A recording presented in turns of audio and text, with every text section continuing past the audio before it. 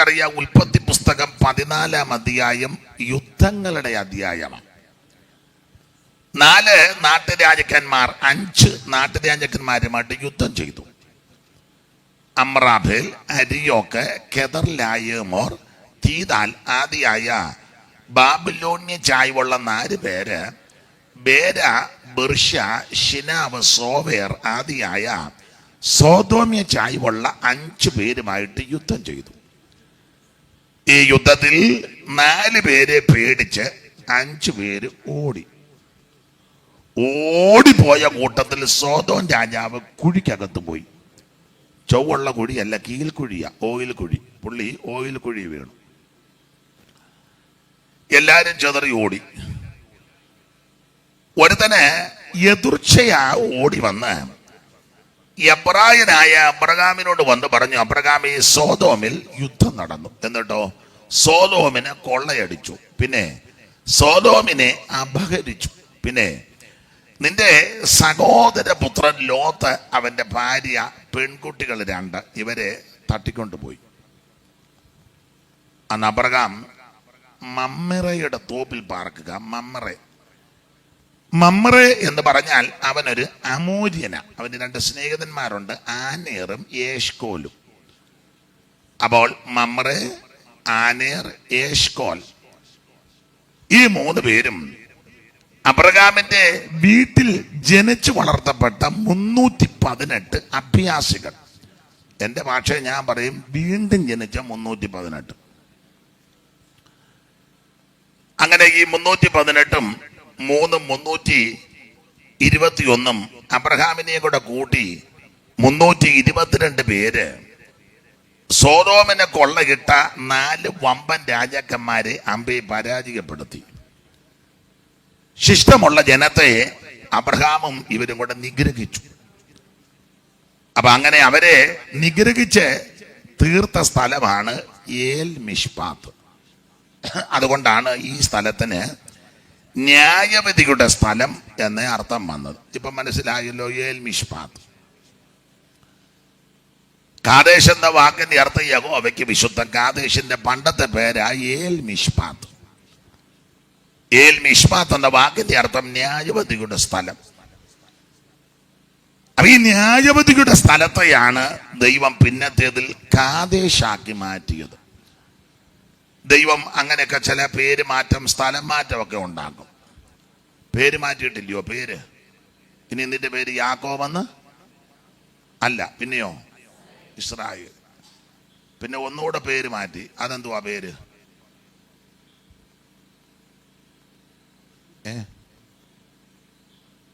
യാക്കോബ് എന്ന വാക്കിന്റെ ഒരർത്ഥം ഉപായി എന്ന. ഇസ്രായേൽ എന്ന വാക്കിന്റെ അർത്ഥം ദൈവത്തിന്റെ പ്രഭു. പുള്ളിക്ക് ഒരു പേരൂടുണ്ട്. എന്താ? ആരോ അവിടെ പറഞ്ഞു. ആരാ പറഞ്ഞ്? അച്ഛനാ പറഞ്ഞു. യെശൂരൂൻ. ആവർത്തനം 33:26 വായിച്ചേ.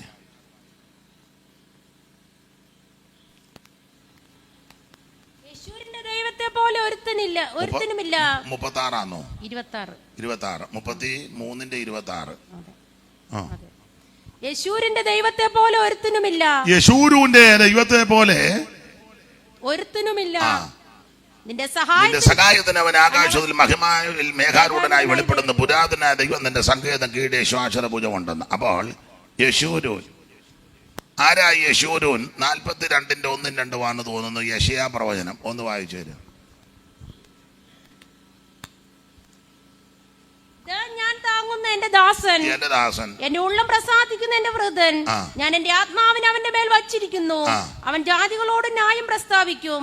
അവൻ നിലവിളിക്കുകയില്ല, ഒച്ചയുണ്ടാക്കുകയില്ല.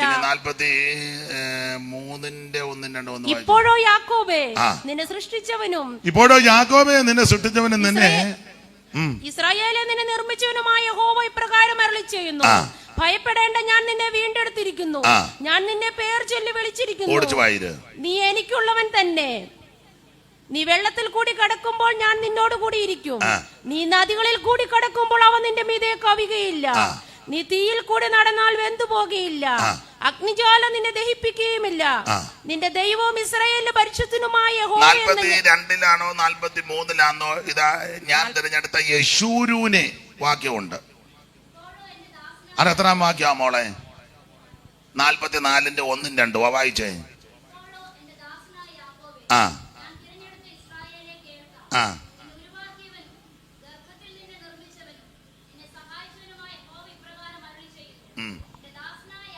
എന്റെ ദാസനാകുന്ന യാക്കോബേ, ഞാൻ തിരഞ്ഞെടുത്ത യെശൂരൂനെ മതി. അപ്പൊ യാക്കോബിന്റെ വേറൊരു പേരാ യെശൂരൂൻ. ആ വാക്കിന്റെ അർത്ഥം ദൈവത്തിന്റെ നീതിമാൻ.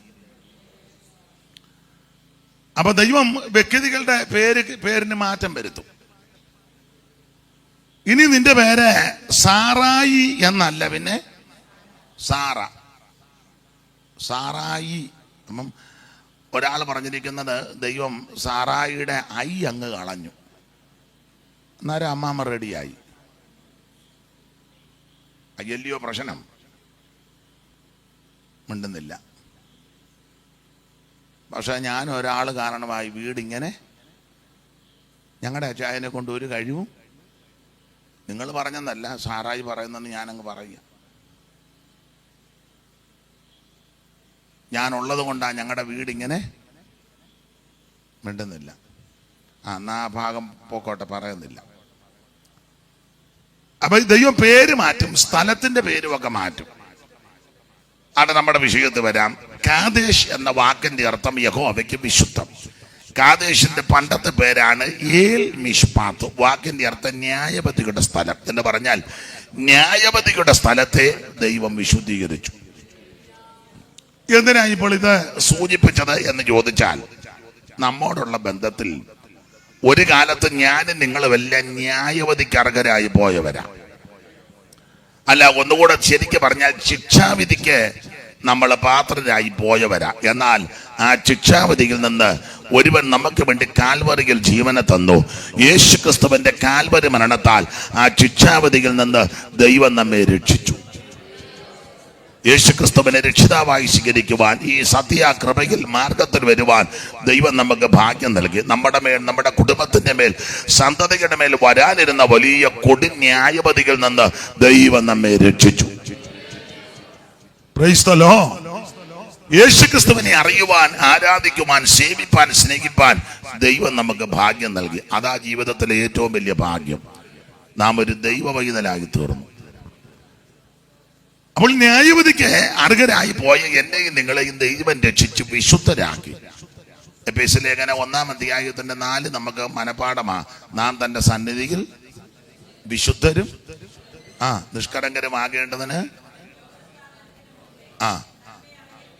ദൈവം നമ്മെ തെരഞ്ഞെടുത്തു. നമ്മൾ വിശുദ്ധരും നിഷ്കളങ്കരുമായി ജീവിക്കാൻ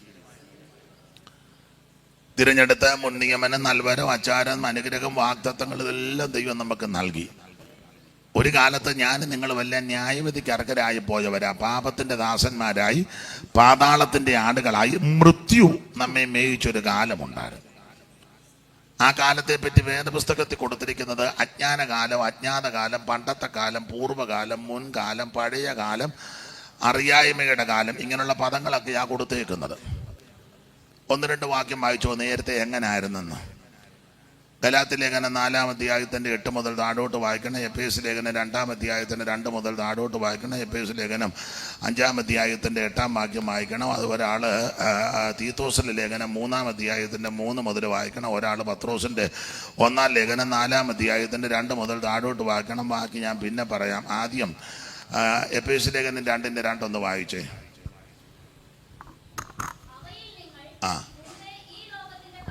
അവയിൽ നിങ്ങൾ മുമ്പേ, നേരത്തെ കാര്യമാണ്, രക്ഷിക്കപ്പെടുന്നതിന് മുമ്പ്, അവയിൽ നിങ്ങൾ മുമ്പേ ഈ ലോകത്തിന്റെ കാലഗതിയെയും ആകാശത്തിന്റെ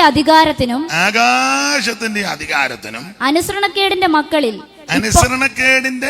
മക്കളിൽ ഇപ്പോൾ വ്യാപരിക്കുന്ന ആത്മാവിനും. അനുസരണക്കേടിന്റെ മക്കൾ എന്ന് പറഞ്ഞാൽ ദൈവം പറഞ്ഞു തിന്നരുത്. കാരണം പാമ്പ് വന്ന് പറഞ്ഞു തിന്നോളാൻ പറഞ്ഞു. പാമ്പ് വന്ന് പറഞ്ഞു തിന്നോളാം, അങ്ങനല്ലേ? ഓ, ദൈവം പറഞ്ഞു തിന്നരുത്, പാമ്പ് പറഞ്ഞു തിന്നാൻ പറഞ്ഞു. പാമ്പ് ആരാ? വെളിപ്പാട് പുസ്തകം പഠിക്കുമ്പോൾ പിശാചും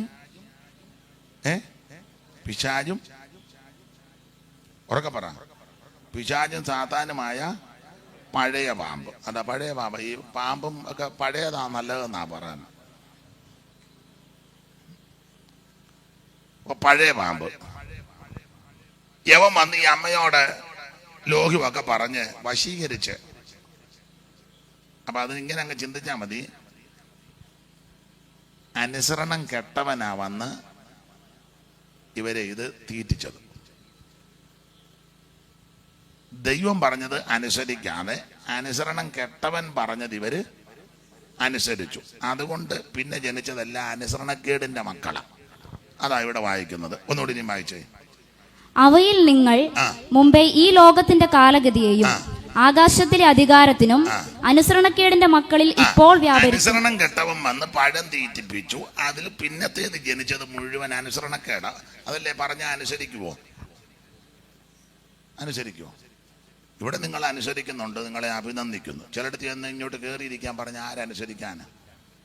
കൈയടിക്കാൻ പറഞ്ഞ അനുസരിക്കുമോ? പാടാൻ പറഞ്ഞ അനുസരിക്കുമോ? കാരണം ഈ ആത്മാവിങ്ങനെ വ്യാപരിക്കുക. അപ്പോൾ നേരത്തെ ജീവിതത്തിന്റെ ഒരു വശമാണ് ഇവിടെ എഫേസ്യർ 2:2. ഒന്നുകൂടെ 2-2 വാക്യം വായിച്ചേ മോളെ. അവയിൽ നിങ്ങൾ മുമ്പേ ഈ ലോകത്തിന്റെ കാലഗതിയെയും ആകാശത്തിലെ അധികാരത്തിനും അനുസരണക്കേടിന്റെ മക്കളിൽ ഇപ്പോൾ വ്യാപരിക്കുന്ന. രക്ഷിക്കപ്പെടുന്നതിന് മുമ്പ് ഈ ലോകത്തിന്റെ കാലഗതി അനുസരിച്ചാ ഞാനും നിങ്ങളും ജീവിച്ചത്. ഈ കൃപയിൽ വരുന്നതിന് മുമ്പ് ലോകത്തിന്റെ കാലഗതി എന്ന് പറഞ്ഞാൽ ഈ അന്തരീക്ഷത്തിന്റെ അല്ല. ലോകമെന്ന് അവിടെ ഉദ്ദേശിക്കുന്നത് രക്ഷിക്കപ്പെടാത്തവരുടെ കാര്യമായി പറയുന്നത്. രക്ഷിക്കപ്പെടാത്തവർ ലോകമക്കള്, ദൈവമക്കളും ലോകമക്കളും. അപ്പൊ രക്ഷിക്കപ്പെടാത്തവർക്ക് ഒത്തിരി ആചാരങ്ങളും അനുഷ്ഠാനങ്ങളും ഒക്കെ ഉണ്ട്. അതനുസരിച്ചാ ഒരു കാലത്ത് ഞാനും നിങ്ങളുമൊക്കെ ജീവിച്ചത്. ഇനിയിപ്പോ അത് പാടില്ല. ഇപ്പൊ നാം ദൈവമക്കളാ. യോഹന്നാൻ പറഞ്ഞ കാൺമീന്നാ. അപ്പൊ നമുക്കിനിയും വേറെ പുസ്തകം പറയുന്നതനുസരിച്ച് വേണം പോകാൻ. നേരത്തെ ലോകത്തിന്റെ കാലഗതി അനുസരിച്ച. അതുകൊണ്ടാ ഓപ്പണായിട്ട് അങ്ങ് പറയാം, രക്ഷിക്കപ്പെടുന്നതിന് മുന്നേ ഓണം ആഘോഷിക്കുമായിരുന്നു. ഓണം തൂശനിലേക്ക് വെട്ടിയിട്ട് ഉപ്പേരിയൊക്കെ വറുത്ത് പരിപ്പും പപ്പടവും പായസവും ഒക്കെ കൂട്ടി പേശായിട്ട് നല്ല പിടിപ്പീരി. ഇപ്പോഴും ചിലര് ആ ആത്മാവ് ഇപ്പോഴും വ്യാപരിക്കുന്നുണ്ട്. ചെല്ലുവിൻ്റെ പെന്തിക്കോസുകാര് സഭയോഗം വെക്കുന്നുണ്ട്. പിള്ളേരെ പറഞ്ഞ് അനിയത്തിയുടെ വീട്ടിൽ വിടും. അനിയത്തി രക്ഷിക്കപ്പെട്ടത് പിള്ളേരുടെ നിങ്ങൾ അനിയത്തിയുടെ നമ്മൾ ചോദിക്കും അമ്മ പിള്ളേരെ പ്രാർത്ഥനയ്ക്ക് ഒരു അനിയത്തിയുടെ വീട് വരെ പോയി അവിടെ ഓണം ആഘോഷിക്കുന്നുണ്ട്. അങ്ങനെ വിടുന്ന ആൾക്കാരുണ്ട്. അവർ ഞായറാഴ്ച മുന്നേ ഇരുന്ന് ഇങ്ങനെ ഈ കീ കൊടുക്കുന്ന പാവ ഇരിക്കും പോലെ കീ കൊടുക്കുന്ന പിള്ളേർക്ക് കണ്ടിട്ടില്ലേ? ആദ്യം ഇച്ചിരി കൊടുക്കണം, കൊടുത്തേച്ച് നമ്മൾ കൈ വിടുമ്പോൾ ഇത് കുറേ നേരം പിന്നെ അനക്കം ഒന്നുമില്ല. കാരണം ഇത് തീർന്ന്. നിങ്ങൾ കണ്ടിട്ടില്ലേ മക്കളെ? ഞാൻ പലരെ ശ്രദ്ധിക്കുന്നുണ്ട്. കീ കൊടുത്ത് പാട്ട് പാടുമ്പോൾ കീ കൊടുത്ത് കുറച്ച് നേരം ഇങ്ങനെ വെച്ചേച്ച് പിന്നെയും പാസ് അവിടെ ഇരുന്ന് ഇച്ചിരി നേരം കീ കൊടുക്കും.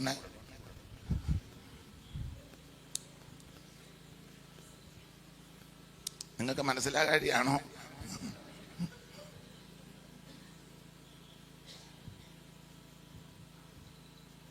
ചെല്ലിച്ചിരിക്കുന്നത് അയ്യോ ഞാൻ അങ്ങനെ ആണല്ലോ, അതാ പാസ് എൻ്റെ കാര്യമാണ്. നിന്റെ കാര്യം തന്നെ ഈ പറഞ്ഞ ഞാൻ പകലും കണ്ടായിരുന്നു. അതുകൊണ്ട്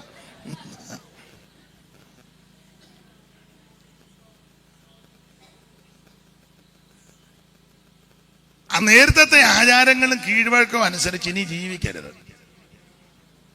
അതൊക്കെ അറിയായ്മയുടെ കാലത്താണ്. അത് ലോകക്കാരുടെ ആചാരമാണ്. അന്നേ മരിച്ചു പോയെങ്കിൽ എൻ ദൈവമേ ഞാൻ ചെന്നേ വന്നരകമതിൽ. അന്നേ മരിച്ചു പോയെങ്കിൽ എൻ ദൈവമേ ഞാൻ ചെന്നേ വന്നരകമതിൽ. തന്നു നിൻ കൃപാദാനം ജീവിച്ചിടുവാൻ തന്നു നിൻ കൃപ ഇന്നും ജീവിച്ചിടുവാൻ നിന്നാത്മശക്തിയാലേ നിത്യം നടത്തിടമേ നിത്യം നടത്തിടമേ ലോകത്തിൻ മോഹം വിരഞ്ഞോടി ഞാൻ സ്വർഗ ഭാഗ്യങ്ങൾ വെടിഞ്ഞു ലോകത്തിൻ മോഹങ്ങൾ കൊണ്ട് വിരഞ്ഞോടി ഞാൻ സ്വർഗ ഭാഗ്യങ്ങൾ വേടിഞ്ഞു എന്നോ മേഘത്തിൽ വരുമോ മധ്യാകാശത്തിൽ ഓ എന്നോ മേഘത്തിൽ വരുമോ മധ്യാകാശത്തിൽ തന്റെ വന്നു വിളിച്ചിടുമ്പോൾ വാസിച്ചിടും ഞാൻ വന്നു വിളിച്ചിടുമ്പോൾ ഇങ്ങുള്ള കഷ്ടം അങ്ങോ ഞാൻ ഗാനം പാടൂ ഇന്നുള്ള കഷ്ടം മറന്നോ ഞാൻ ഗാനം പാടും ലോകത്തിൽ മോഹങ്ങൾ കൊണ്ട് വിരഞ്ഞോടി ഞാൻ സ്വർഗ ഭാഗ്യങ്ങൾ വേടിഞ്ഞു ഓ ലോകത്തിൻ മോഹങ്ങൾ കൊണ്ട് വിരഞ്ഞോടി ഞാൻ സ്വർഗ ഭാഗ്യങ്ങൾ വേടിഞ്ഞു. കരമുയർത്തി ദൈവത്തിന് മഹത്വം കരയേറ്റാം. അപ്പൊ ശ്രദ്ധിക്കുക, അതൊക്കെ അറിയായ്മയുടെ കാലത്താണ്. ഞാന് രക്ഷിക്കപ്പെട്ട് സ്നാനപ്പെട്ട് ഇവിടെ വന്ന് തിരുമേശ എടുക്കുന്ന ദൈവമക്കളോട് കാര്യം പറയാം. നിങ്ങൾ ഇങ്ങനെയുള്ള ആഘോഷങ്ങൾക്കും ചടങ്ങുകൾക്കും ഒന്നും പോകരുത്. അത് ചെയ്യുന്നവർ ചെയ്തോട്ടെ, നമ്മൾ ഉടക്കുണ്ടാക്കുമൊന്നും വേണ്ട. ലോകക്കാർക്ക് അതിനുള്ള സാവകാശവും സാഹചര്യവും അനുവാദമുണ്ട്. പക്ഷേ ദൈവകൃപയിൽ വന്ന് തിരുമേശ എടുക്കുന്ന ദൈവമക്കൾക്ക് ഇത് പാടില്ല. അങ്ങനെയൊക്കെ പോയിട്ടുണ്ടെങ്കിൽ ഈ ഉപവാസ പ്രാർത്ഥനയിൽ ഇന്ന് രാത്രി തീരുമാനമെടുക്കണം. പോകരുത് കേട്ടോ. ഓണം ഉണ്ണാനൊന്നും കേട്ടോ. പോയിട്ടുണ്ടോ?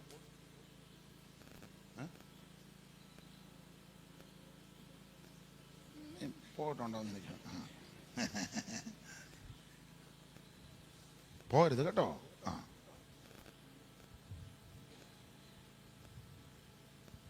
ആരെങ്കിലും വിളിച്ചാണ് കൊച്ചുങ്ങളെ നിക്കറും പാൻറ് പിടിപ്പിച്ച് ഒരു കൂടിൻ്റെ കുടുംബിക്കും പിടിച്ച് നേരെ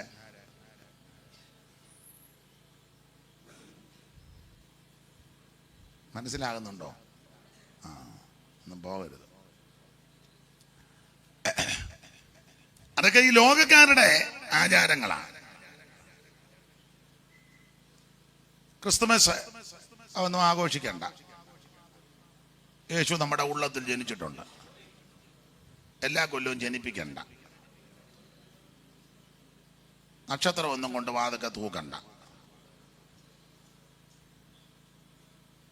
ഇപ്പം പെന്തിക്കോസുകാർ വന്ന് അവർ ഇപ്പം ഇത് പാട്ട് പാടാൻ പോകുന്നുണ്ട്. എന്തുവാ? സഭയെ വന്ന് കൈയടിക്കുകയോ പാടുകയോ ഒന്നും ചെയ്യല്ല. രാത്രി കപ്പയും പുഴുങ്ങി മുളക് ഉടച്ചത് ഇപ്പം പണ്ടൊക്കെ ആയിരുന്നു. ഇപ്പം വേറെ എന്തുവാ ചപ്പാത്തിയും കോഴിക്കറിയായിരിക്കും. അതൊക്കെ അടിച്ചു പെരുക്കി വെച്ച് ഡ്രമ്മും സൈഡ് ഡ്രമ്മൊക്കെ ഇട്ട് ഉണ്ണി പിറന്നു. എവിടെ?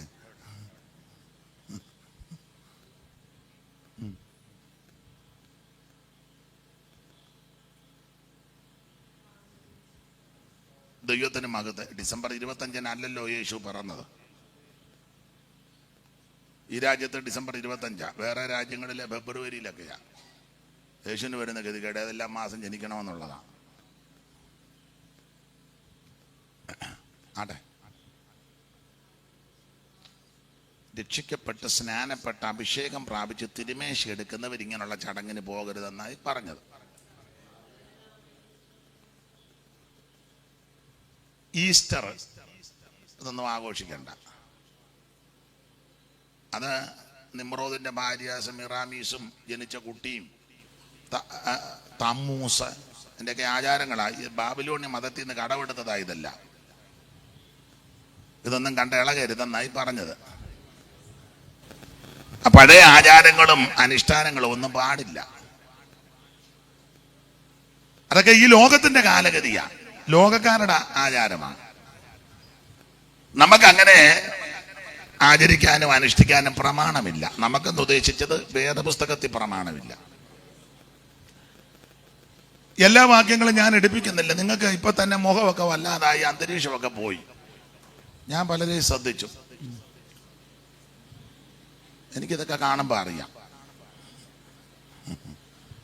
ഇപ്പൊ നിങ്ങൾ പിന്നെ ചിലരങ്ങ് സഹിച്ചിരിക്കുക. കാരണം അയാൾക്ക് ബോധമുള്ളവനല്ല, എഴുന്നേറ്റ് പോയാൽ വല്ലതും പറഞ്ഞെങ്കിൽ പിന്നെ ഏതായാലും വന്നു പോയി വല്ല ജാതി തീരുന്നിടം വരെ ഇരിപ്പ് കാണുമ്പോഴും എനിക്കറിയാം. മനസ്സിലായോ? നിങ്ങളതാ ചിന്തിച്ചുകൊണ്ടിരിക്കുന്ന ചിലര് ആ കൊച്ചുങ്ങളെ പോലും അയാൾ വെറുതെ എടുത്തില്ല. പിഞ്ചു കുഞ്ഞുങ്ങൾ, അതിനോട് പോലും ഒരു കരുണയില്ലാത്തവനാ. പിന്നെ നമ്മളെ വെച്ചേക്കുവന്നാ നിങ്ങൾ ചിലർ ചിന്തിക്കുന്നത്. എനിക്ക് ഇരിപ്പ് കാണുമ്പോൾ അറിയാം. അപ്പൊ പഴയ ആചാരങ്ങളെ, അനുഷ്ഠാനങ്ങളെ, മാമൂല് ഇതൊന്നും നമുക്ക് പാടില്ല. എല്ലാ വാക്യങ്ങളും എടുപ്പിക്കുന്നതിൽ നിങ്ങൾക്ക് ബുദ്ധിമുട്ട് വരും. ഗലാത്യ ലേഖനം 4:8 മുതൽ വായിച്ചേ. എന്നാൽ അന്ന് നിങ്ങൾ ദൈവത്തെ അറിയാതെ സ്വഭാവത്താൽ ദൈവങ്ങളല്ലാത്തവർക്ക് അടിമപ്പെട്ട് ഇപ്പോഴോ ദൈവത്തെ അറിഞ്ഞും വിശേഷാൽ ദൈവം നിങ്ങളെ അറിഞ്ഞു മരിക്കാൻ നിങ്ങൾ ദരിദ്രവും ബലഹീനമായ ആദിപാഠങ്ങളിലേക്ക് തിരിഞ്ഞ് പുതുതായിട്ട് അതിന് അടിമപ്പെടുവാൻ ഇച്ഛിക്കുന്നത് എന്ത്? നിങ്ങൾ ദിവസങ്ങളും മാസങ്ങളും കാലങ്ങളും ആണ്ടുകളും പ്രമാണിക്കുന്നു. ഞാൻ നിങ്ങൾക്ക് വേണ്ടി അധ്വാനിച്ചത് വെറുതെയായി പോയോ എന്ന് ഭയപ്പെടുന്നെന്നാണ്. എത്ര ക്ലിയറായിട്ടാ പൗലോസ് എഴുതിയേക്കുന്നത്. എന്നാൽ അന്ന് ഏതാ? രക്ഷിക്കപ്പെടുന്നതിന് മുമ്പ്. അതാ അന്ന്. എന്നാൽ അന്ന് നിങ്ങൾ, നമ്മുടെ കാര്യമാണ്. അപ്പൊ രക്ഷിക്കപ്പെടുന്നതിന് മുമ്പ് നമ്മൾ, അന്ന് നിങ്ങൾ ദൈവത്തെ അറിയാണ് എന്ന് പറഞ്ഞാൽ സത്യദൈവത്തെ. അതാ. അല്ലാത്ത ഒത്തിരി പേരുടെ നമ്മൾ പോയതാ. ശാന്തമ്മയുടെ പോയി, മത്തായിയുടെ പോയി, തോമാരുടെ പോയി. സ്ഥലപ്പേരൊന്നും ഞാൻ പറഞ്ഞില്ല. സ്ഥലപ്പേര് പറഞ്ഞാൽ നിങ്ങൾക്ക് പെട്ടെന്ന് അറിയാം. ശാന്തമ്മ ദൈവമാ. മേരിയമ്മയും മാരിയമ്മയും തോമ,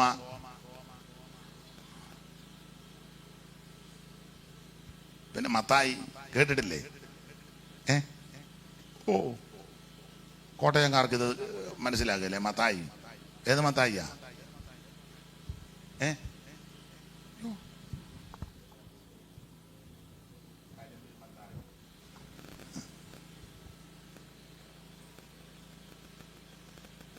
പിന്നെ ഒത്തിരി പേര് ദൈവം കളിക്കുന്നവരുണ്ട്, ഇഷ്ടംപോലെ ഉണ്ട്.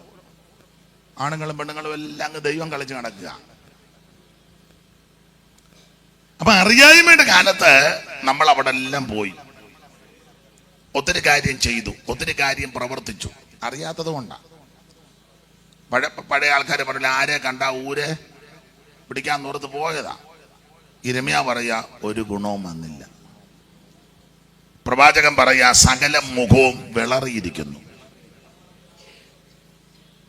സകല പ്രതീക്ഷകളും അറ്റുപോയ സ്ഥാനത്താ ഒടുവിൽ യേശുവിനെ അറിയുവാനിടയായി. യേശുക്രിസ്തു സത്യദൈവമാ, യേശുക്രിസ്തു നിത്യദൈവമാ, യേശുക്രിസ്തു സാക്ഷാൽ ദൈവമാ, യേശുക്രിസ്തു ഏകദൈവമാ, യേശുക്രിസ്തു മാത്രമാ ദൈവം. യേശുവല്ലാതെ വേറൊരു രക്ഷകൻ ഇകത്തിലുണ്ടോ പറക മനമേ, ഇകത്തിലുണ്ടോ പറക. യേശുവല്ലാതെ വേറൊരു രക്ഷകൻ ഇകത്തിലുണ്ടോ പറക മനമേ, ഇകത്തിലുണ്ടോ പറക.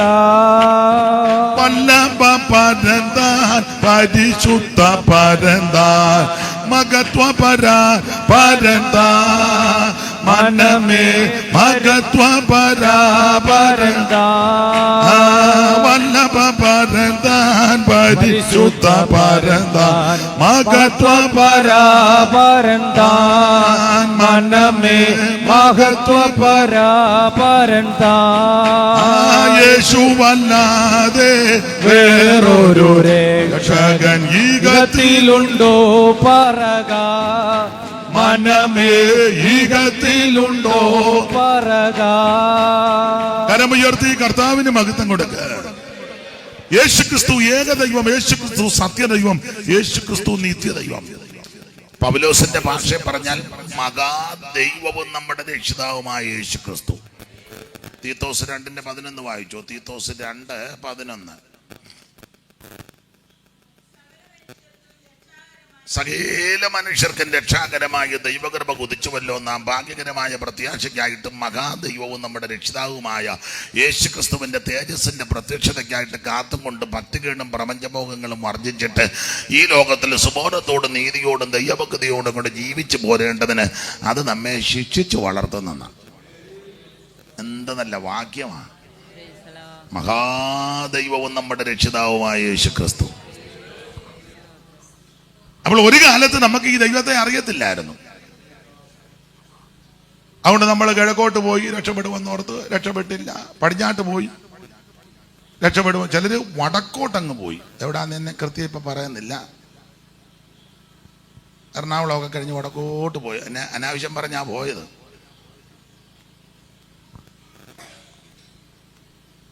ഓ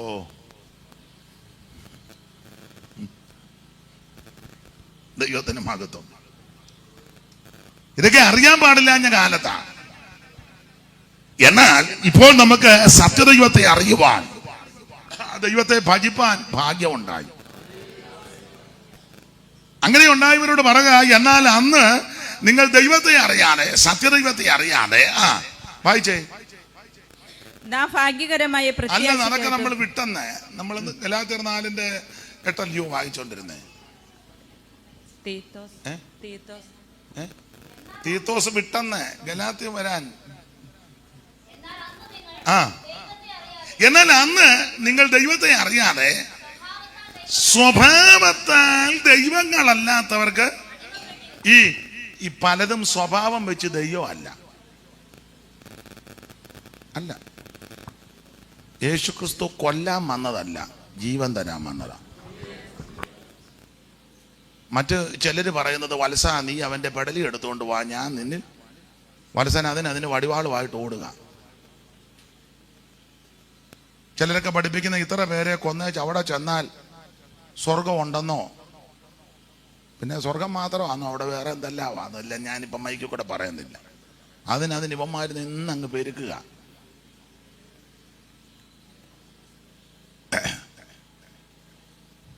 കർത്താവ് ആരെയും കൊല്ലാൻ വന്നതല്ല, സമൃദ്ധിയായ ജീവൻ തരാൻ വന്നതാ.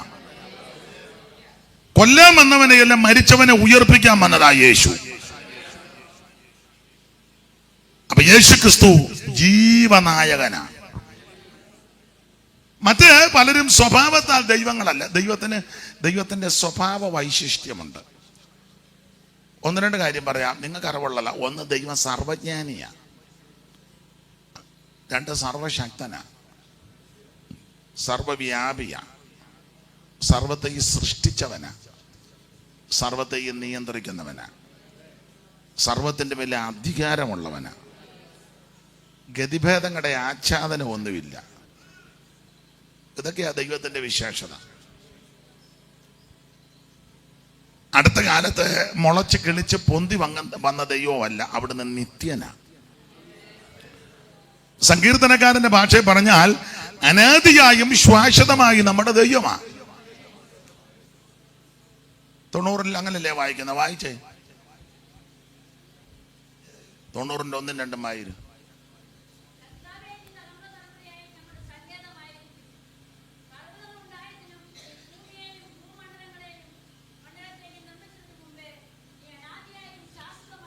നീ അനാദിയായും ശാശ്വതമായും മുന്നേയിടും നാമൻ നീ മുന്നേയിരുന്നവൻ നീ, എന്നും മാറാതിരുന്നവൻ നീ,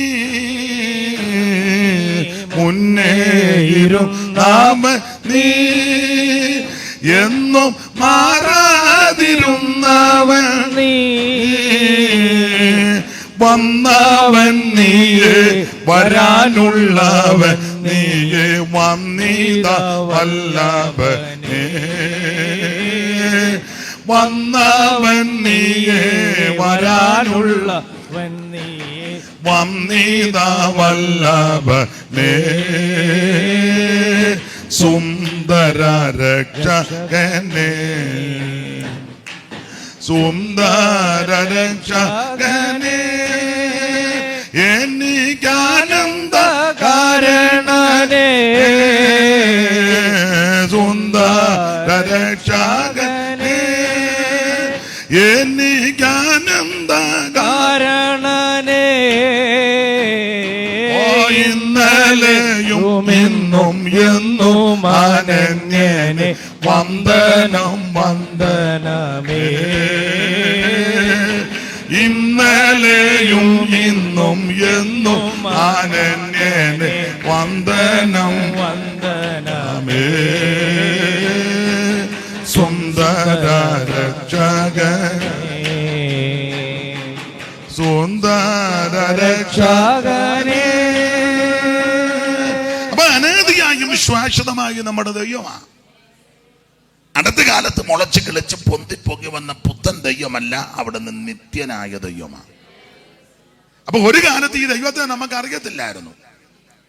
അതാ ഇവിടെ പൗലോസ് പറയാ, എന്നാൽ അന്ന് നിങ്ങൾ ദൈവത്തെ അറിയാതെ സ്വഭാവത്താൽ ദൈവങ്ങളല്ലാത്തവർക്ക് അടിമപ്പെട്ടു. ഇവിടെ കാണുന്ന പലതും സ്വഭാവം കൊണ്ട് ദൈവമല്ല. ദൈവം കളിച്ച് നടക്കുക. സായിപ്പ് വന്ന് തുരുതുരാന്ന് ചോദിക്കാൻ പരിഭാഷയ്ക്ക് ആള് വേണം. അതാ ഒരു ദൈവം.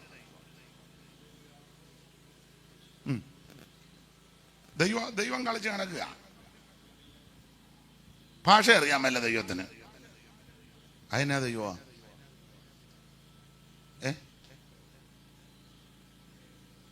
സായിപ്പ് വന്ന് ചോദിച്ചു, ഹൗ ആർ യു? ഉടനെ എന്നാ ചോദിച്ചത്? ദൈവം ചോദിക്കാം. എന്നാലും പറഞ്ഞു സായിപ്പ് ചോദിച്ചത്. സായിപ്പ് ചോദിച്ചാ എന്നാ? നിങ്ങൾക്കും അറിയാമല്ലേ?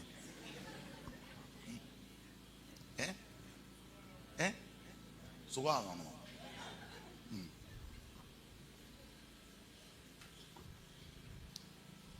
ഇതാ ദൈവം. തുണി ചുറ്റി നടക്കുന്നല്ലാതെ 5 മീറ്റർ തുണിയും മേടിച്ചു ചുറ്റി ദൈവം കളിച്ച് നടക്കുക. ആരാന്നൊന്നും എന്നോട് ഇപ്പൊ ചോദിക്കരുത്, മനസ്സിലായി കാണുമല്ലോ. ആരാന്ന് രണ്ടുപേരോട് പറഞ്ഞു കൊടുക്കുക. എന്താ അത്യാവശ്യം അറിയില്ല. ഇവരാരും ദൈവമല്ല. അടുത്ത കാലത്ത് നമ്മൾ കേട്ടതില്ലേ, ചോദിച്ചു ദൈവം എന്ത് ചെയ്യുന്നു? ദൈവം വെന്റിലേറ്റർ കയറിയെന്ന്. ദൈവം എല്ലാരും പ്രാർത്ഥിക്കണം ദൈവത്തിന് ശ്വാസം മുട്ടലുണ്ടാകുന്നു. അയ്യോ എന്നാ ദൈവം?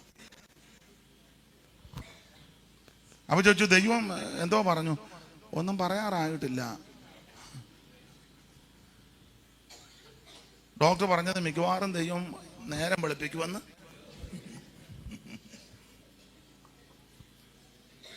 ഇതൊക്കെയാ ദൈവം? ഇത് വല്ലതും ദൈവമാണോ? കോവിഡിന്റെ സമയത്ത് കണ്ട് ദൈവം മാസ്കുമായിട്ട് ഇറങ്ങി.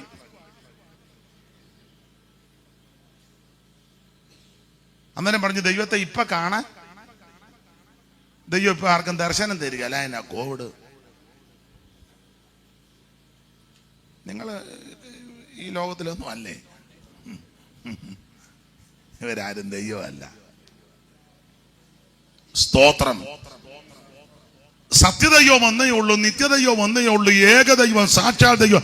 ദൈവം ഒരുവനാണ്. പിശാചുക്കൾ വിശ്വസിക്കുകയും ഇറങ്ങുകയും ചെയ്യുക. സ്തോത്രം. ഈ ആയുസ്സിൽ നമുക്ക് ലഭിച്ച ഭാഗ്യം ആ സത്യദൈവത്തെ അറിയുവാനും ഭജിപ്പാനും ഇടയായി. അതാ ഏറ്റവും വലിയ ഭാഗ്യം.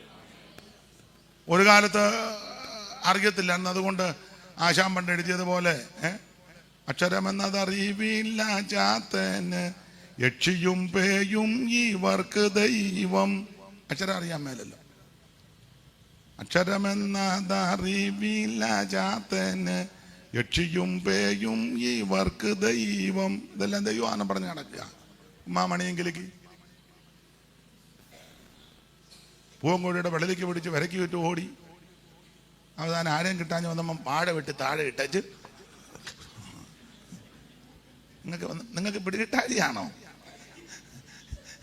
ആ അപ്പച്ചനോടൊക്കെ ചോദിച്ചാൽ ഒരു അപ്പച്ചൻ്റെ ഒക്കെ 2 തലമുറയ്ക്ക് മുമ്പുള്ള കാര്യമാണ് ഞാൻ ഇപ്പം പറഞ്ഞുകൊണ്ടിരിക്കുന്നത്.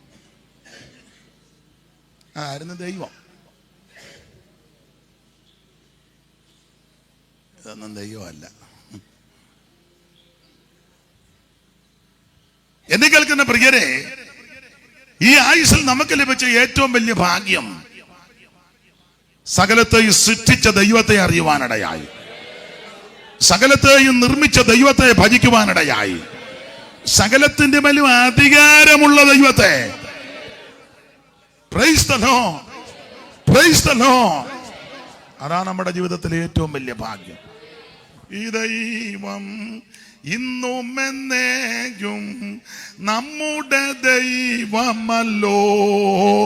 ഈ ദൈവം ഇന്നും എന്നേക്കും നമ്മുടെ ദൈവമല്ലോ.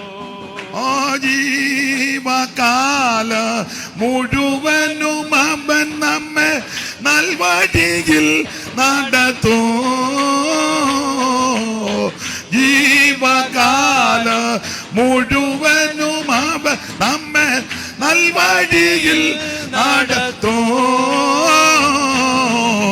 പാടുവിൻ സകലരെ കൂടുവിൻ, പേരായി തേടുവിൻ പുതിയ സംഗീതങ്ങളെ. പാടുവിൻ സകലരെ കൂടുവിൻ,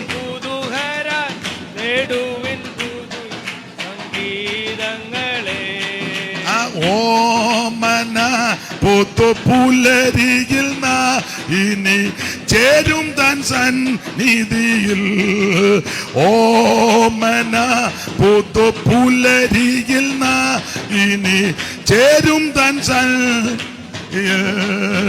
കോമളാമ തിരുമുഖ കാന്തിയൻ നീക്കും സന്താപമല്ല. കോമളാമ തിരുമുഖ കാന്തിയൻ നീക്കും സന്താപമല്ല. പാടുവിൻ സകലരെ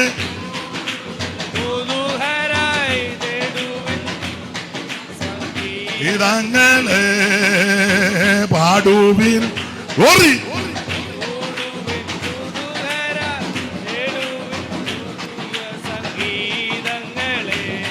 കരമുയർത്തി ദൈവത്തെ മഹത്വപ്പെടുത്ത. ഈ ദൈവം എന്നും എന്നേക്കും നമ്മുടെ ദൈവമാ. യഹോവ ദൈവമായിരിക്കുകയും യഹോവയിൽ ആശ്രയിക്കുകയും ചെയ്യുന്ന ജനം ഭാഗ്യമുള്ളതാണ്. ഇതിനിടയ്ക്ക് വേറെ ആരെയും കയറ്റി നിർത്തരുതെന്നായി പറഞ്ഞതിന്റെ അർത്ഥം. സ്തോത്രം. എന്നാൽ അന്ന് നിങ്ങൾ നമ്മുടെ കാര്യമാ ദൈവത്തെ അറിയാതെ, സത്യദൈവത്തെ അറിയാതെ, സ്വഭാവത്താൽ ദൈവങ്ങളല്ല, ദൈവത്തിന് പനി, ദൈവത്തിന് ശ്വാസം മുട്ടല്, ദൈവം ഇപ്പൊ യാത്ര ചെയ്യുന്നില്ല, അതാ പറഞ്ഞ സ്വഭാവത്താൽ ഇവരാരും ദൈവമല്ലെന്ന്. ദൈവം രാത്രി കഞ്ഞിയും പപ്പടം ചുട്ടതുമേ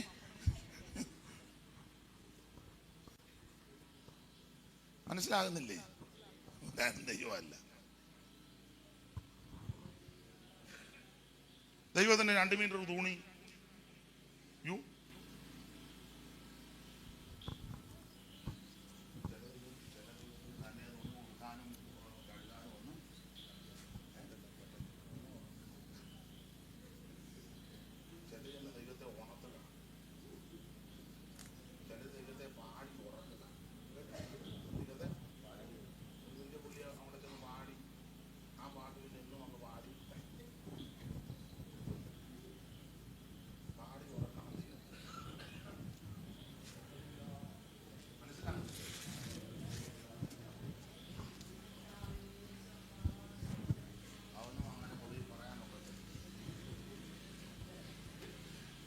ദൈവത്തിന് മഹത്വം.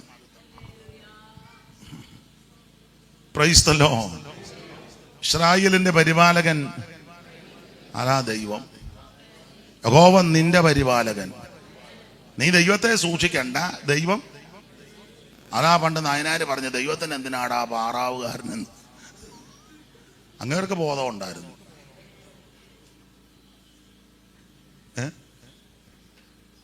ഇല്ലേ? നീ ദൈവത്തെ കാക്കണ്ട, ദൈവം നിന്നെ കാക്കും. ദൈവം ഇരിക്കുന്നതിന്റെ മണ്ടയിൽ കാന്തം വെച്ചേക്കുന്ന ആര്യന് അതിന് ദൈവത്തിനെങ്ങാനും ഇടിയേറ്റെങ്കിൽ ദൈവത്തിന് അതിന്റെ ആവശ്യമൊന്നുമില്ല. ഞാനും നിങ്ങളും ദൈവത്തെ കാക്കണ്ട, ദൈവം നമ്മെ കാക്കുന്നവനാ. അനർത്ഥ ദിവസത്തിൽ കൂടാരത്ത് നിന്നെ ഒളിപ്പിക്കും, തിരുനിവാസത്തിന്റെ മറവിൽ നിന്നെ മറയ്ക്കും, പാറമേൽ നിന്നെ ഉയർത്തും. പകൽ സൂര്യനെങ്കിലും രാത്രി ചന്ദ്രനെങ്കിലും നിന്നെ ബാധിക്കത്തില്ല.